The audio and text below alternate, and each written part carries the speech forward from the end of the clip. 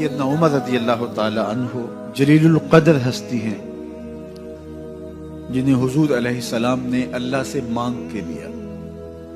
سارے صحابی رسول کریم صلی اللہ علیہ وآلہ وسلم کے مرید ہیں، لیکن جناب عمر میرے حضور کی مراد ہیں۔ 39 لوگ جب اسلام لا چکے، 39ویں شخص حضرت امیر حمزہ رضی اللہ تعالی عنہ تھے، اور ان کا ایمان لانا مسلمانوں کے لیے بہت بڑی ڈھارس اور بہت بڑے حوصلے کا سبب و ذریعہ بنا۔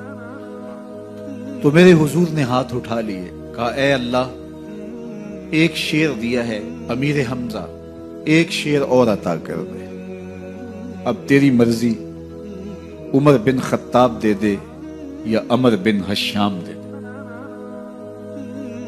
حضور دعائیں مانگ رہے اور یہ ہاتھ میں تلوار لیے غیظ و غضب سے بھرے ہوئے گھر سے نکلتے ہیں کہ بانی اسلام کا چراغ ہی بجھا دینا ہے۔ راستے میں ایک صاحب ملے اور کہا کہ عمر، تیور کوئی اچھے نہیں لگتے، خیر تو ہے، کدھر جا رہے ہو؟ کہا چراغ اسلام بجھانے جا رہا ہوں، یہ روز کا مسئلہ ختم ہونے لگا ہے میرے ہاتھوں۔ مسکرا کے بولے گھر کی خبر تو لو۔ کہا میرے گھر کو کیا ہوا؟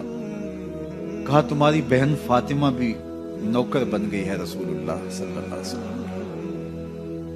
غصے سے بھرے ہوئے اپنی بہن کے گھر کا رخ کرتے ہیں، اندر سے قرآن پڑھنے کی آواز آ رہی، غصہ اور بڑھ جاتا ہے، دروازے کو زور زور سے کھٹکھٹاتے ہیں۔ اہل خانہ سمجھ گئے ماجرا کیا ہے، گرجدار آواز ہے جناب عمر کی، دروازہ کھولو۔ جلدی سے معلم کو چھپا دیا اور بہن آگے بڑھ کے دروازہ کھولا۔ کہا تم سابی ہو گئے ہو، دین چھوڑ دیا تم نے، بتوں کی وفا ترک کر دی اور بے تحاشا مارنا شروع کیا۔ بہن کا سر پھٹ جاتا ہے، خون بہنے لگتا ہے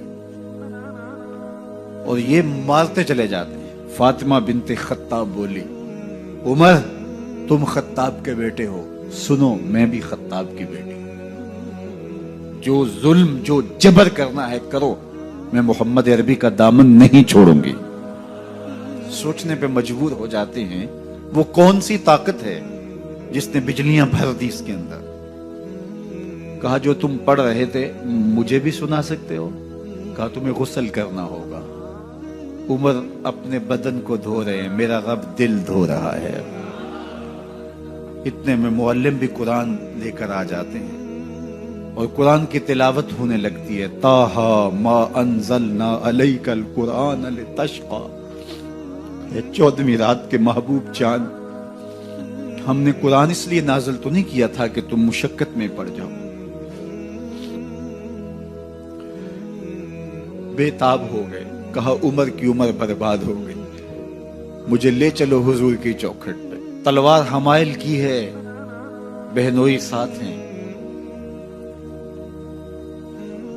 اور حضور کی بارگاہ میں حاضر ہو رہے۔ دروازے کے سوراخوں سے دیکھا تو صحابہ تشویش کا اظہار کرنے لگے کہ عمر آ رہا ہے، تلوار حمائل کی ہے، ارادے اچھے نہیں لگتے۔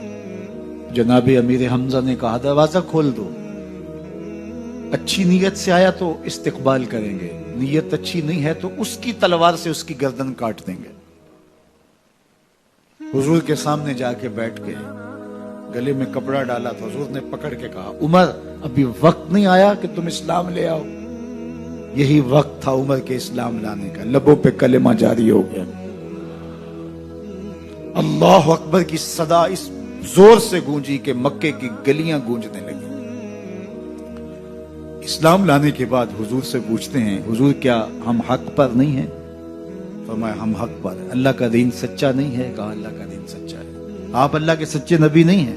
فرمایا میں اللہ کا سچا نبی ہوں۔ تو کہا پھر ہم چھپ کے عبادت کیوں کریں؟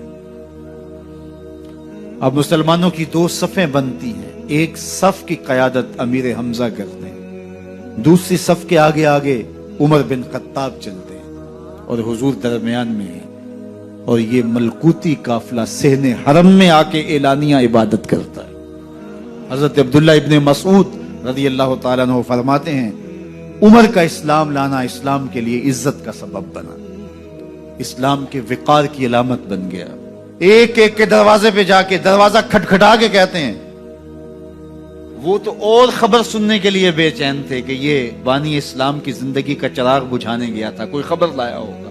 وہ کہتے ہیں آؤ عمر کدھر آئے ہو؟ کہا تمہیں بتانے آیا ہوں، کمزوروں سے پنجہ آزمائی کرتے رہے ہو، آؤ میرے سے بات کرو، میں محمد عربی کا نوکر بن گیا ہوں۔ اللہ اکبر۔ میرے حضور نے فرمایا جب اچھے لوگوں کا ذکر کرو تو میرے عمر کا ذکر بھی کیا کرو۔ میرے عمر کی زبان پر حق بولتا ہے، سچ بولتا ہے۔ ان الشیطان یفر من ظل عمر، عمر کے سائے کو دیکھ کے شیطان بھاگتا ہے۔ اللہ اکبر۔ اسلام لائے تو زندگی کی ایک ایک سانس اسلام کے لیے وقف کر دی، حضور کا پہرا دیا، حضور کی ناموس کا پہرا دیا، حضور کی شریعت کا پہرا دیا۔ اسلامی فتوحات پھیلی تو پھیلتی ہی چلی گئیں، کبھی مصر فتح ہو رہا ہے، کبھی ایران فتح ہو رہا ہے، آرمینیا تک مسلمانوں کی افواج پہنچتی ہیں۔ 22 لاکھ مربع میل پر حضرت عمر رضی اللہ تعالیٰ عنہ کی سلطنت پھیل جاتی ہے۔ عدل و انصاف کا دورہ ہوتا ہے۔ زمانے نے دیکھا کہ غیر مسلم بھی عدالت میں کھڑا ہے تو اسے خوف نہیں ہوتا تھا کہ میرے سے ناانصافی ہوگی، اس لیے کہ حکومت عمر کی چل رہی ہے۔ وہ بھی مطمئن ہوتا تھا کہ میرے ساتھ انصاف ہوگا۔ عبداللہ بن عمر اور عبید اللہ بن عمر بصرہ سے گزر رہے تھے ایک جنگ سے واپسی پر، تو حاکم بصرہ نے آپ کو کچھ پیسے دیے کہ یہ مال غنیمت میں جا کے جمع کروا دینا، اور پھر خود ہی مشورہ دیا کہ عراق کے اندر فلاں فلاں چیز بہت سستی مل جاتی ہے اور حجاز میں ان چیزوں کی قیمت زیادہ ہے، تو اگر آپ ایسا کر لیں کہ یہ ان پیسوں سے خرید لیں اور جا کے مدینہ المنورہ میں فروخت کر دیں تو جو زائد پیسے آپ کمائیں گے وہ آپ کے ہوئے، اور یہی اشرفیاں جو میں نے دی ہیں آپ کو، اتنی اشرفیاں بیت المال میں جمع کروا دینا۔ تم نے محنت کی ہوگی، تجارت کی ہوگی، تو جتنے بچیں گے وہ آپ کے ہوں گے۔ تو انہوں نے کہا بہت اچھا، وہاں سے مال خرید لیا، مدینہ المنورہ میں آ کے بیچ دیا۔ جتنی اشرفیاں انہوں نے وہاں سے دی تھی بیت المال کے لیے، اتنی بیت المال میں جمع کروا دی۔ حضرت عمر رضی اللہ تعالیٰ عنہ کو پتہ چلا، بیٹوں کو بلایا، کہا کہ سنا ہے تم نے کوئی کمائی کی ہے؟ کہا جی ہم نے تو تجارت کی اور جو مال لیا تھا اتنا مال بیت المال میں جمع کروایا ہے۔ کہا تم بیت المال کے پیسوں پر کمائی کی ہے، وہ پیسے بھی تمہیں بیت المال میں جمع کروانے پڑیں گے۔ یہ عمر ہیں رضی اللہ تعالیٰ عنہ۔ رومی شہنشاہ کی بیوی سلام بھیجتی ہے حضرت عمر رضی اللہ تعالیٰ عنہ کی اہلیہ کو، تو وہ 1 دینار ادھار لے کر کے اس کا عطر خریدتی ہیں اور شیشیوں میں ڈال کر کے ان کو بھیجتی ہیں کہ چلو ایک رواداری کا اچھا ثبوت فراہم کیا جائے۔ تو وہ واپسی پر انہی شیشیوں کے اندر قیمتی موتی بھر کے بیچتی ہیں، جواہرات بھر کے بیچتی ہیں۔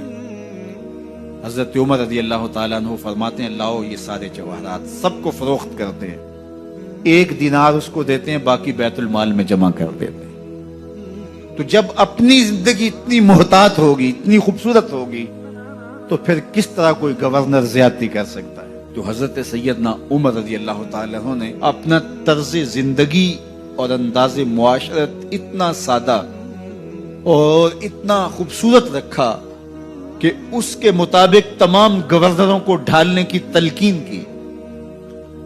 آپ جب بھی کسی شخص کو بطور گورنر اس کا تعین کرتے تو اس کو یہ نصیحتیں کرتے، ایک ترکی گھوڑے پہ سوار نہیں ہوں گے، باریک کپڑا نہیں پہنیں گے، اور ان چھنے آٹے کی روٹی کھائیں گے، مکان کا دروازہ نہیں لگائیں گے، کوئی حاجب نہیں رکھیں گے، چوکیدار نہیں رکھیں گے، بواب نہیں رکھیں گے، جو تمہارے تک پہنچنا چاہے ڈائریکٹ پہنچ جائے۔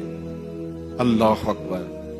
اور پھر جب کسی کو متعین کیا جاتا اس کی جائیدادیں لکھ لی جاتی کہ اس کے پاس کتنی جائیداد ہے، وہ حساب اپنے پاس رکھتے، اور جب وہ معزول ہوتا یا اس کا وقت ختم ہوتا تو آپ دیکھتے کہ اب اس کے پاس جائیداد کتنی ہے۔ اگر وہ جو پہلے آپ نے اپنے پاس ریکارڈ رکھا ہوتا اس سے جائیداد اس کی زیادہ ہوتی تو حضرت عمر بقیہ جائیداد بیت المال میں جمع کرتے۔ اللہ اکبر۔ اور یہ کیسے تھا؟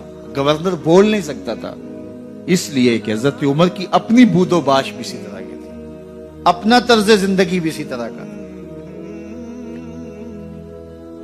مال غنیمت میں بہت ساری چادریں آتی ہیں جو سب کو تقسیم کر دی جاتی ہیں۔ خطبہ جمعہ دینے کے لیے آئے تو ایک شخص کھڑا ہو گیا، عمر خطبہ بعد میں سنیں گے، پہلے یہ بتائیں کہ یہ جو تم نے قمیض پہنی ہے یہ کہاں سے آئی؟ مال غنیمت کے اندر جو چادریں آئی ہیں سب کے حصے میں ایک ایک چادر آئی، آپ داراز قد ہیں، ایک چادر سے قمیض نہیں سل سکتی، تو آپ کی قمیض کہاں سے آئی؟ پہلے اس سوال کا جواب دے دیجئے، پھر خطبہ سنیں گے۔ اللہ اکبر۔ آپ کے بیٹے کھڑے ہوتے ہیں، کہا ایک چادر سے میرے باپ کی قمیض نہیں بنتی تھی، میں نے اپنے حصے کی چادر بھی اپنے باپ کو پیش کی ہے۔ اس نے کہا اب سناؤ، اور ہم سنتے ہیں۔ یہ ہے حضرت عمر رضی اللہ تعالیٰ عنہ کی اپنی ذاتی زندگی۔ ایاز بن غنم کے بارے میں یہ پتا چلتا ہے کہ وہ موٹے کپڑے نہیں باریک کپڑے پہنتا ہے۔ اس نے گھر کے دروازے پر بواب بھی رکھا ہوا ہے، چوکیدار بھی رکھا ہوا ہے۔ تو حضرت عمر رضی اللہ تعالیٰ عنہ محمد بن مسلمہ کو بھیجتے ہیں، محمد بن مسلمہ جاتے ہیں اور جا کے تحقیق کرتے ہیں تو ایسا ہی پاتے ہیں، تو ان کو وہیں گرفتار کر کے لے آتے ہیں اور حضرت عمر کے دربار میں پیش کیا جاتا ہے۔ چھڑی اس کے ہاتھ میں دے کر فرماتے ہیں جاؤ تم بکریاں چرایا کرو، تم گورنری کے لائق نہیں ہو۔ ایک گورنر کو بکریاں چرانے پہ لگا دیتے ہیں اس لیے کہ تم نے ان اصولوں سے، ان ضابطوں سے انحراف کیا ہے جو ایک سلطنت کے ذمہ دار کے لیے لازم اور ضروری ہیں۔